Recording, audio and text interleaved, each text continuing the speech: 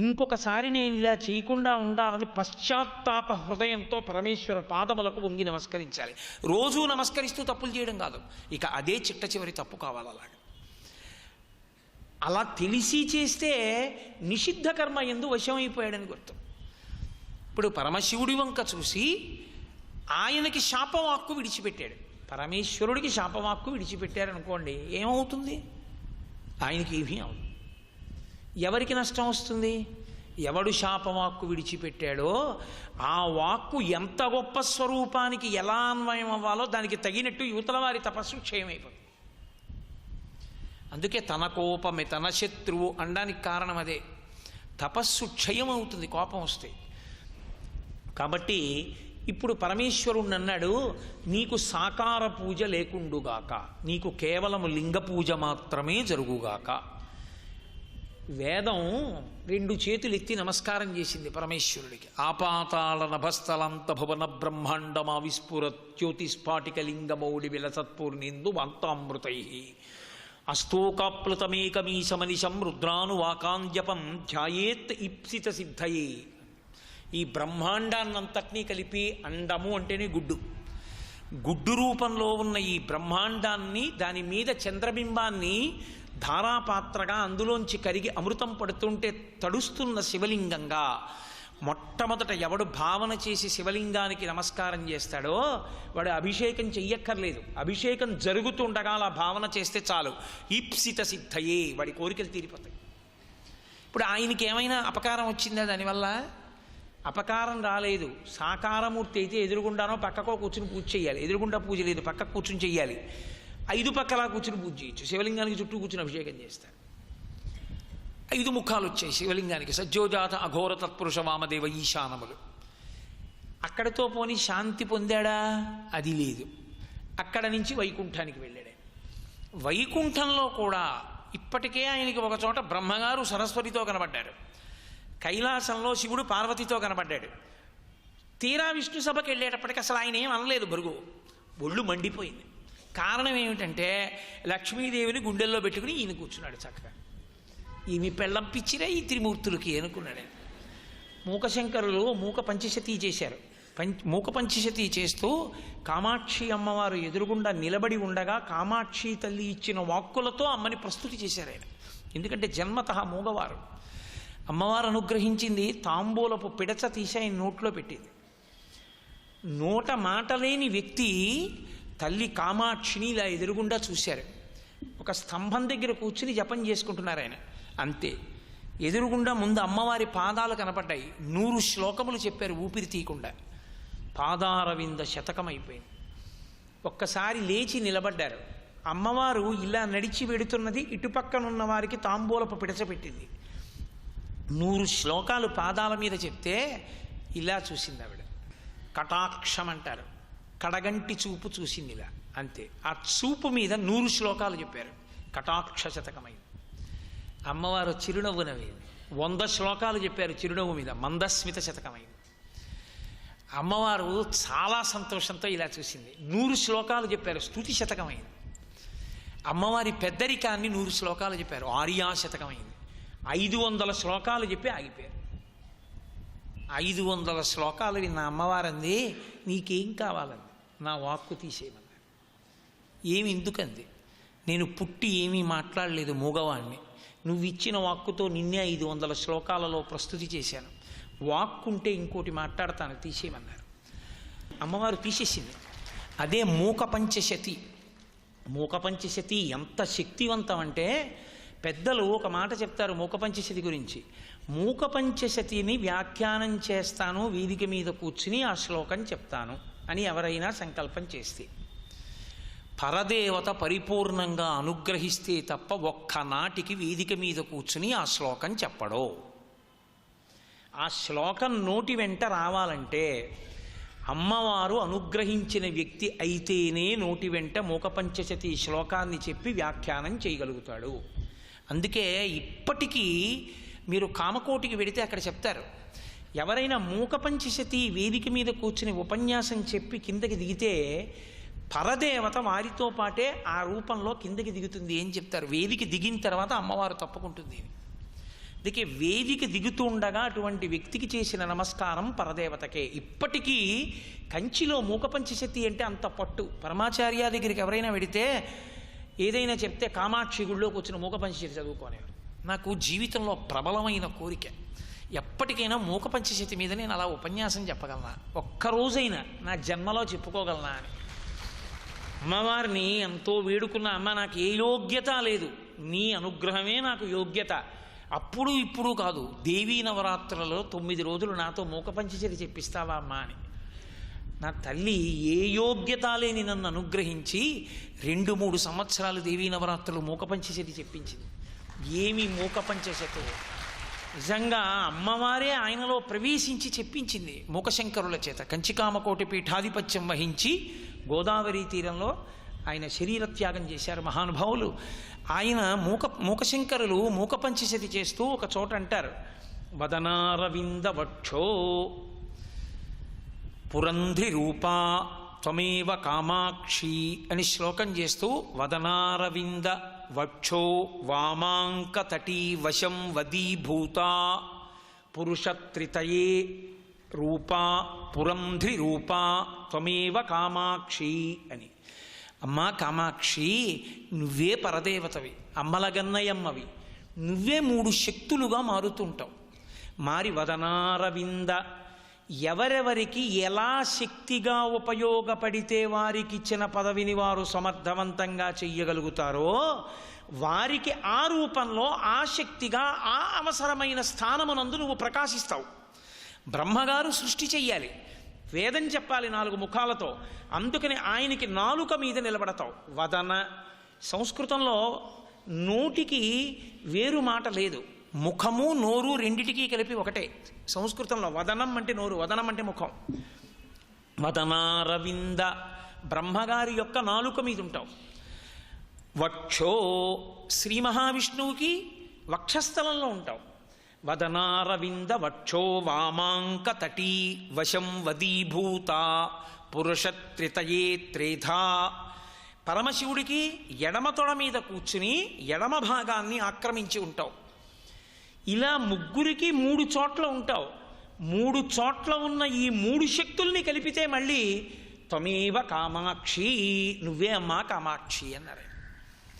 ఎందుకని అలా ఉంటుంది అమ్మవారు అంటే, మీకు ఆధ్యాత్మ విద్య యందు సనాతన ధర్మంలో ఎప్పుడు భార్య అన్నది చెప్పినా శక్తి అని గుర్తు. భార్యని దేనికి సంకేతిస్తారంటే శక్తిని స్త్రీ రూపంగా సంకేతిస్తారు. నా ఉపన్యాస శక్తి నా భార్య, మీకు తేలికగా అర్థం అవ్వడానికి నేను ప్రయోగం చేసింది. శక్తి అవిభాజ్యము, విడివిడి ఉండేది కాదు, ఇద్దరి మధ్యలోంచి వెళ్ళరు కూడా, దంపతుల మధ్యలోంచి. బ్రహ్మగారి యొక్క వాగ్రూప శక్తి సరస్వతి, అందుకే సరస్వతి అంటే ప్రవాహము అని గుర్తు. That which flows is Saraswati, ఏది ప్రవహిస్తుందో అది సరస్వతి. అందుకే బాగా గుర్తుపెట్టుకోండి, సర్వనాశనం అయ్యేది ఎప్పుడు అంటే విద్యయందు మోహము కలిగితే. తన విద్యయందు మోహం కలిగిందనుకోండి పండితుడికి, పండితుడు అన్న మాటకు అర్థం నా ఉద్దేశంలో ఏదో 4 పద్యాలు చెప్పేవాడని కాదు, పండాహ, జ్ఞానము కలిగినవాడు. ఆయన ఏమండే మీరు కొంచెం నాకు ఇది చెప్తారా అని అడిగారు అనుకోండి, నువ్వేమిస్తావు అని అడిగాడు అనుకోండి, వాడు భ్రష్టుడైపోతాడు ఉత్తర జన్మల యందు. ఎందుకో తెలుసా, ఆవు పచ్చిగడ్డి పుట్టల మీదకి వెళ్ళి తింటుంది, గబగబగబగబగ తిని వచ్చి నెమర వేస్తుంది, లోపల చిక్కటి పాలగా చేస్తుంది. ఇప్పుడు ఆ పాలని ఒకసారి వదిలిందా ఇహ వెనక్కి తీసుకోవడం రాదు ఆవుకి. దేనికి వదులుతుంది? మంత్రం చేస్తే వదలదు, దూడ వెళ్ళి 2 గుద్దులు గుద్దితే వదిలేస్తుంది. అయ్యా మీరు తప్ప నాకు ఎవరు చెప్తారండి, కరుణించి నాకు చెప్పండని వెళ్ళి పాదములు పట్టుకునేటప్పటికి చెప్పకుండా ఉండలేక తాను కష్టపడి నేర్చుకుని నెమరవేసి తెలుసుకున్న విషయాన్ని ఆపకుండా వాగ్ధార కింద ఎవడు వర్షించేస్తాడో విద్యయందు మోహము లేకుండా వాడు విద్వాంసుడు, వాడు పండితుడు, వాడు లోకోపకారి, మేఘము వంటి వాడు. కాబట్టి విద్యయందు మోహం ఉన్నా, నీరు ప్రవహించకపోయినా, సన్యాసి తిరగకపోయినా పాడైపోతాయి. సన్యాసి ఒక చోట ఉండకూడదు, తిరుగుతూ ఉండాలి. నీరు ఒక చోట ఉండకూడదు, దుర్వాసన వస్తుంది, ప్రవహించాలి. వాక్కు ఒకటి ఎందు ఉండిపోకూడదు. నేను నేర్చుకున్నది నా ఎందే ఉండిపోయింది అనుకోండి, నేర్చుకున్నదంటూ ఏమైనా ఉంటే ఉండిపోయింది అనుకోండి లోకానికి పనికిరాదు. అది వాగ్రూపంలో ప్రవాహం అయిందనుకోండి పనికొస్తుంది 10 మందికి. అందుకే సరస్వతి అంటే ప్రవాహము. ప్రవాహము వాగ్రూపము, వాక్కుగా వెళ్ళాలి. వాక్కుగా వెళ్ళాలంటే నాలుక మీద నర్తనం చెయ్యాలి వాగ్దేవిగా. అందుకని సరస్వతి బ్రహ్మగారికి నాలుక మీద ఉంటుంది. అందుకని విడివడి కనపడకూడదు. అందుకు కనపడ్డారు కలిసి. ఇది భృగువుకి తెలియదా? నేను మీతో మనవి చేశాను కదా. తెలిసిన సందర్భంలో ఇంకోలా అనిపించడం బుద్ధి మాయకు వశమైందని గుర్తు. ఇప్పుడు అందుకని అమ్మా నువ్వు ఒక ఆయనకి నాలుక మీద ఉన్నావు, ఒక ఆయనకి వదనారవింద వక్షో. శ్రీ మహావిష్ణువుకి గుండెల్లో ఉంటుంది. గుండెల్లో ఉంటుందంటే ఇక్కడ పెట్టుకుంటాడని. ఇక్కడ పెట్టుకుంటే చాలా అసహ్యంగా ఉండదండి. అన్నమాచార్యులు వారు మనమైతే హడిలిపోయి ఇలా చేతులు కట్టేసుకుని అయ్యి బాబోయ్ అయ్యి బాబోయ్ అయ్యి బాబోయ్ అంటాం. కానీ వెంకటేశ్వర స్వామి వారిని దెప్పి పొడిచాడు. ఏమయ్యా బుర్ర ఉందా నీకు? అంటే ఇంతమంది పిల్లలం వచ్చామా, అసహ్యంగా 2 భార్యల్ని చెరుకో పక్కా పెట్టుకుని ఉయ్యాలా ఊగుతూ కనపడతావా? ఏమైనా మర్యాదగా ఉందా నీకు? మీరు ఏదో కోటేశ్వరరావు ఏదో ప్రసంగాలు చేశాడు, కాకినాడ వచ్చాం కదా ఒకసారి వాడిని చూసొద్దామని మా ఇంటికి వచ్చారనుకోండి. నేను ఉయ్యాల బల్ల ఎక్కి కూర్చుని మా ఆవిడ్ని తొడ మీద కూర్చోబెట్టుకుని రెండు అన్నాను అనుకోండి. ఊరి వీడే సాధ్యం మండిపోను, ఇదే వీడు కూర్చుని తీరనుకోరు మీరు నన్ను. అలా ఏమయ్యా కూర్చోవడం ఏమిటి, ఉభయనాంచారుల్ని పక్కన పెట్టుకుని ఉయ్యాలు ఊగుతూ అదేం దర్శనం అని వెంటనే ఆయన అన్నారు. అర్థమైంది. అలల చించలమైన ఆత్మలందుండని అలవాటు చేసని ఉయ్యాల. ఎందుకు నీకు ఈ ఉయ్యాల అలవాటైందో నాకు అర్థమైందన్నారు. అది భక్తి, అది పండాలి. అది పండితే అందం. విష్ణువు గుండెల్లో లక్ష్మిని పెట్టుకుంటారంటే ఏదో ఓ తాడుగట్టి ఓ కొయ్యబల్ల వేసి దాని మీద ఆవిడ కూర్చోబెట్టుకు తిరుగుతుంటారని కాదు దాని ఉద్దేశ్యం. విష్ణువు స్థితికారుడు. స్థితికారుడు అంటే పరిపాలనాంశయందు ఉంటారు ఆయన. ఇప్పుడు పరిపాలనాంశ కలిగిన వాడికి గుండెలలో కారుణ్యం ఉండాలి. దయలేని పరిపాలకుడు ఎటువంటి వాడు అంటే వాల్మీకి మహర్షి రామాయణంలో మారీచుడితో అరణ్యకాండలో మాట చెప్పిస్తారు. చాలా అద్భుతంగా అంటారు ఆయన ఆ మాట. రావణ, నువ్వు ఉన్నావు, రాముడు ఉన్నాడు, మీ ఇద్దరికి తేడా ఏమిటో తెలుసా? రాముడు పిల్లల వెనక తండ్రిలా నడుస్తాడు, నువ్వు మేకల వెనక తోడేళ్ళలా నడుస్తావు అన్నాడు. పిల్లల వెనక తండ్రి నడిచి ఎవరైనా పిల్లాడు సరిగా నడవకపోతే ఓ మొట్టికాయ కొట్టాయి ఇట్లాడు అలా పక్క వెళ్ళకు మారిపోతావు, అటు ఇటు వెళ్ళిపోతా అంటాడు. తండ్రి మొట్టికాయ కొట్టడంలో కొడుకుకి రక్షణ ఉంది. తోడేలు మేకల వెంట తిరగడంలో ఓ మేక గల్లంత అయిపోతుంది. నీ పరిపాలన అటువంటిది అంటాడు. కాబట్టి కేవలము రక్షణ అంటే, కేవలము పరిపాలన అంటే తప్పు చేసిన వాడిని ఉతికేస్తూ ఉండడం, తనకిష్టమైన వాడిని నెత్తి మీద పెట్టుకుంటుండడం, అది కాదు పరిపాలన అంటే. పరిపాలకునికి దయ ఉండాలి. దయలేని పరిపాలన అర్థం లేని పరిపాలన. అరే వాడు ఏ పరిస్థితుల యందు అలా చేశాడు తెలుసుకుని ఉంటాడే వాడు ధన్యుడు. కామకోటి పీఠంలో పరమాచార్య స్వామి వారు పీఠాధిపత్యం వహిస్తున్న రోజుల్లో వంటవాడు మినప్పప్పు ఎత్తుకుపోతూ దొరికాడు. వాడి అదృష్టం ఏమిటో స్వామివారు పీఠంలోనే ఉన్నారు. ఆయన దగ్గరికి తీసుకొచ్చారు. ఏమిరా అన్నారు. అయ్యా రోజు గారులు తక్కువ అవుతున్నాయి అనుకుంటున్నావు, ఇగో మినప్పప్పు ఎత్తుకుపోతున్నాడు పట్టుకున్నావు అన్నారు. అంటే ఆయన అన్నారు, ఎందుకు ఎత్తుకుపోతున్నావురా అన్నారు. అంటే వాడు అన్నాడు, అయ్యా నన్ను క్షమించండి, నాకు గారెలు ఇష్టం. నేను అందరికీ గారెలేసి పెట్టేటప్పటికి సాయంకాలం ప్రసాదం గారి ముక్కే దొరుకుతుంది నాకు. గారె నేను ఎప్పుడూ తింటలేదు, అందుకే మినప్పప్పు ఎత్తుకుపోయాను అన్నాడు. అంటే ఆయన అన్నారు, వీడికి ప్రతిరోజు ఇంకో వంటవాడితో గారెలు చేయించి వీడు తిన్నన్ని గారెలు పెట్టండి. ఏమిరా గారెలు రోజు తిను, నీకెప్పటికి తృప్తి వస్తే అప్పుడు గారెలు తింటాం మాని, ఇక మినప్పప్పు తీసుకెళ్ళకన్నారు. అలాగేనండి అన్నాడు. వాళ్ళకి పెట్టారు గారెలు. దయ కలిగిన పరిపాలన అంటే అది. అవతలవాడి కష్టాన్ని చూడగలగడం. అది లేదనుకోండి ఇంకేం పరిపాలన, ఇంకెందుకు? నువ్వు బలానాప్పుడు బలానా తప్పు చేసావు కాలు తీసేస్తాను, నువ్వు బలానాప్పుడు బలానా తప్పు చేసావు వేలు విరగొట్టేస్తాను, ఇంకా దానికి పరిపాలకుడు ఎందుకండి? దయ ఉన్నవాడెవడో వాడు పరిపాలకుడు. దయ అంటే ఎక్కడ చెప్తాం? ఏమన్నా అంత తప్పు అలాంటి పని చేశాడు ఏంటంటే ఆయనకి దయ లేదండి అని ఇలా అంటాం కదా. ఆయనకి దయ లేదండి, ఆయనకి దయ లేదండి అని ఇలా అంటామా? ఇలా అంటాం. దయాస్థానము గుండెలు. అందుకే మహానుభావులు వేదాంత దీక్షకులు దయాశతకము అని చేశారు అమ్మవారి మీద. అమ్మ అంటే పర్యాయపదం దయ, వాత్సల్యం. పరిపాలనకుని యందు దయ గుండెలలో ఉండాలి. అందుకని అమ్మవారు అక్షస్థలంలో ఉంటుంది లక్ష్మీదేవి. అంతేగాని అక్షస్థలంలో ఉంటుందంటే ఇక్కడ బొమ్మ రూపంలోనో లేకపోతే ఓ కొయ్యిపేటో కట్టుకుని ఇక్కడ కూర్చోబెట్టుకుంటాడని కాదు దాని అర్థం. పరమేశ్వరుడికి వామార్థ భాగమునందు ఉంటుంది. అంటే శక్తిగా ఆయన శరీరంలో సగభాగం ఆవిడే కలిసిపోయి ఉంటుంది. ఎందుకనంటే ఆయన చెయ్యవలసిన కార్యం అటువంటిది కనుక. ఇది అమ్మా పురుషత్రితయే తేదా పురంధి రూప త్వమేవ కామాక్షి, నువ్వేనమ్మా ఇవన్నీ 3 రూపాలు అని మూకశంకరులు అంటే, అమ్మలగన్నయమ్మ ముగురమ్మల మూలపుటమ్మ చాలా పెద్దమ్మ సురారులమ్మ కడుపారడి బుచ్చినయమ్మ తన్నులు నమ్మిన వెల్పుటమ్మల మనంబున ఉండెడి అమ్మ దుర్గ మాయమ్మ కృపాబ్ధినిచ్చుట మహత్వ కవిత్వ పటుత్వ సంపదలు అని పోతన గారంటే. పోతన గారి దదోశైలి మహానుభావుడు, గొప్ప శ్రీ విద్యా విశారదుడు. ఆయన పద్యం అంతా పెద్ద హడావిడిలా కనపడుతుంది. ఇంత చేసి ఆ పద్యం అంతా ఆయన చేసిన గొప్ప చమత్కారం ఏమిటో తెలుసండి. ఇంత చేసి అంటే తక్కువని కాదు నా ఉద్దేశం. ఒక మహామంత్రాన్ని పద్యంగా మార్చారు. శంకరులు నాగేంద్రహారాయ త్రిలోచనాయ చేసినట్టే పోతన గారు ఒక మహామంత్రాన్ని తీసుకొచ్చి పద్యంగా మార్చేశారు. ఓం ఐం హ్రీం శ్రీం శ్రీమాత్రే నమః. ఇది మొట్టమొదట అనాలి కాబట్టి భాగవత ప్రారంభంలో ఓం ఐం హ్రీం శ్రీం శ్రీమాత్రే నమః అండం మానేసి దాన్ని పద్యంగా తిప్పారు. మహత్వ ఓం, కవిత్వ ఐం, మహత్వ కవిత్వ పటుత్వ హ్రీం, సంపదల్ శ్రీం. ఈ 4ంటికి 4 బీజాక్షరాలు. మహత్వ కవిత్వ పటుత్వ సంపదల్ ఓం ఐం హ్రీం శ్రీం అమ్మలగన్నయమ్మ ముగురమ్మల మూలపుటమ్మ చాలా పెద్దమ్మ శ్రీమాత్రే నమః. ఓం ఐం హ్రీం శ్రీం శ్రీమాత్రే నమః అని పద్యం కింద తీసుకొచ్చారు మహానుభావుడు పోతన గారు. అందుకే విజయవాడ కనకదుర్గమ్మ రాజద్వారాన్ని ఇప్పటికీ పట్టుకుంది ఆ పద్యం.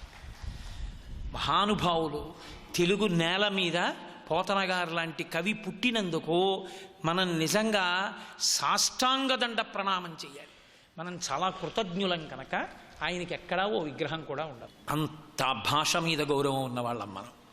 సరే, మహానుభావుడు భృగువు శ్రీ మహావిష్ణువుని చూసి లక్ష్మిని పక్కన పెట్టుకుని కూర్చున్నాడు. ఇక ఆయన ఏమనలేదు. ఎంత కోపం వచ్చేసిందంటే, కోపానికి వశుడైపోయిన వాడు ఏం చేయడు. రామాయణం సుందరకాండలో వాల్మీకి మహర్షి అంటారు, క్రుద్ధ పాపం న కుర్యాత్క క్రుద్ధో హన్యాత్ గురువునపి. ఆ క్రోధం వచ్చినవాడు గురువును కూడా చంపేస్తాడు. అందుకే తిన్నగా వెళ్ళి తన కాలెత్తి లక్ష్మీదేవి ఉన్న స్థానాన్ని తన్నాడు ఆయన. అది కారణం. వక్షస్థలం మీద ఒక్క తాపు తన్నాడు.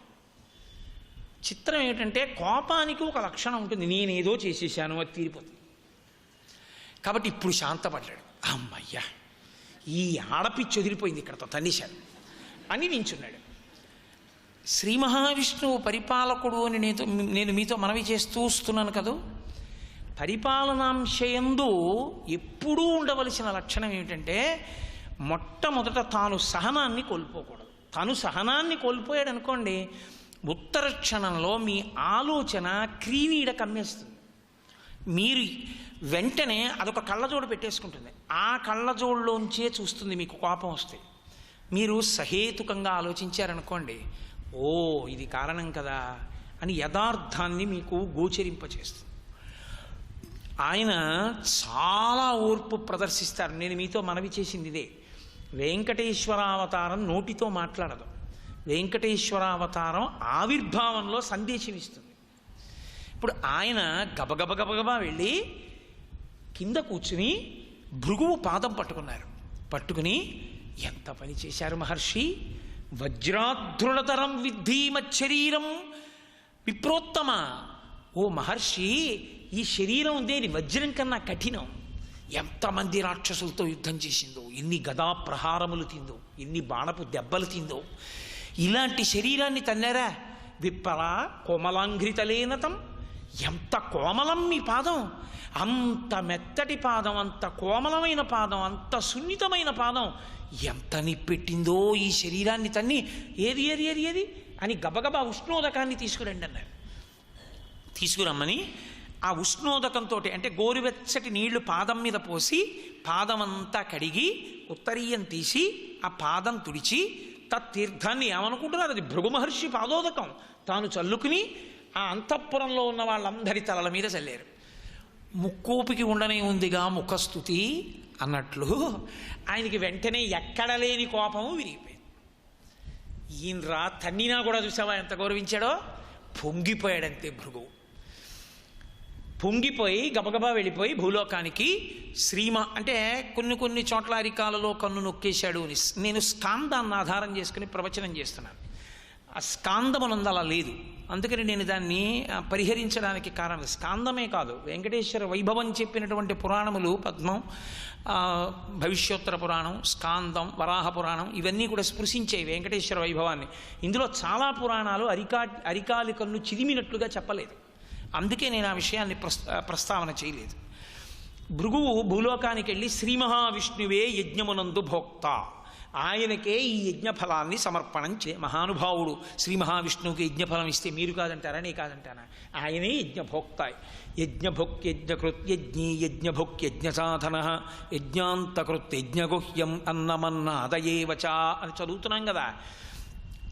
చాలా సంతోషించారు. యజ్ఞం పూర్తయింది. ఇప్పుడు లక్ష్మీదేవి లేచి ఆవిడంది, ఒక ముని నేను ఉండే స్థానాన్ని తన్నాడు. నేను ఉండే స్థానాన్ని ఒక మనుష్య ప్రాణి భృగువు అయితే ఒకటి. నేను మనుష్య ప్రాణి అన్నానని మీరు మనుష్యులలోకి ఋషిని తీసుకోకూడదు. ఎందుకంటే నేను మీతో మనవి చేస్తున్నాను కదా, ఏది మాట్లాడుతున్నా కొంచెం జాగ్రత్తగా మాట్లాడవలసి ఉంటుంది. ఋషి మనుష్య జాతిలోకి రాడు. మనుష్యునిగా పుట్టిన మనుష్య జాతిలోకి ఋషి రాడు. అందుకే తర్పణ ఉంటుంది ఋషికి. ఋషి తర్పణము అని ఉండడానికి కారణం ఏమిటంటే ఋషి మనుష్య జాతిలోకి రాకపోవడమే. అంతేకాని మనిషిగా పుట్టి ఋషి అయిపోయాడు అనకూడదు. మనిషిగా పుట్టి ఋషి అయిపోయినా మనిషి కాడాయన, ఆయన ఋషి జాతి వేరు. ఋషి ప్రత్యేకంగా తర్పణ తీసుకుంటాడు. ఋషి బీజాక్షరానికి అధిదేవత అయి ఉంటాడు. కాబట్టి భృగువు వెళ్ళి చెప్పారు, ఈ విష్ణుపరంగా పూర్తి చేశారు ఆయనని యజ్ఞభోక్తగా. కానీ లక్ష్మీదేవి అంది, ఒక ఋషి వచ్చి నేనున్న స్థానాన్ని తన్నారు, నేను లోకమాతని, నా స్థానాన్ని ఆయన తంతే నేను ఎందుకుంటాను, ఉందును. ఎప్పుడు మీరు ఆయన్ని ఏం అనలేదు. అదేమిటా అలా తంతావా అని కూడా అనలేదు. వేడి నీళ్లతో కడిగిన నెత్తిమీద చెల్లారు నీళ్ళు. కాబట్టి నేను వెళ్ళిపోతున్నాను, కరవీరపురం గచ్చామి, నేను కరవీరపురం వెళ్ళిపోతున్నాను, కొల్హాపురం అక్కడ ఉంటాను లక్ష్మీస్థానం అని ఆవిడ గబగబా వెళ్ళిపోయి. అలా లక్ష్మీనారాయణులు కూడా గొడవలు పడుతూ ఉండడం, లక్ష్మీదేవి కూడా కోపం వస్తూ ఉండడం, ఆవిడేమో భర్తను విడిచిపెట్టి వెళ్ళిపోతూ ఉండడం, వెళ్ళిపోతే ఆయన వెరిమొహం వేసుకుని పాపం పెళ్ళాన్ని కూడా అదుపు చేయలేని వెర్రేళ్లే వైకుంఠంలో కూర్చుంటూ ఉండడం. అలా ఉంటుందా అండి? ఇంకా వాళ్ళే అలా ఉంటే మనం మాత్రం ఇలా ఉంటే పెద్ద గొడవ ఏమిటండి దానికి? ఇక లక్ష్మీనారాయణులని చెప్పి సంకల్పం చెప్పి కన్యాదానం చేయవలసిన అవసరమే ఉంది? అంత లోకాలన్నింటినీ పరిపాలించి నిగ్రహించి శాసించి సుదర్శన చక్రాన్ని చేత్తో పట్టుకోగలిగిన పరమాత్మ తన పెళ్ళాన్ని తాను అదుపులో పెట్టుకోలేనివాడా? అంటే మీరు ఒకటి గుర్తుపెట్టుకోవాలి, లక్ష్మి వెళ్ళిపోవడము అన్న మాటకు అర్థం ఏమిటో తెలుసా? వెంకటేశ్వరుడు కలియుగంలో ప్రజల్ని ఉద్ధరించడానికి చేసుకున్నటువంటి సంకల్పానికి అనుగుణంగా ముందు ఆయన దయ కదిలింది అని. సర్వం శ్రీ ఉమామహేశ్వర పరబ్రహ్మార్పణమస్తు. స్వస్తి.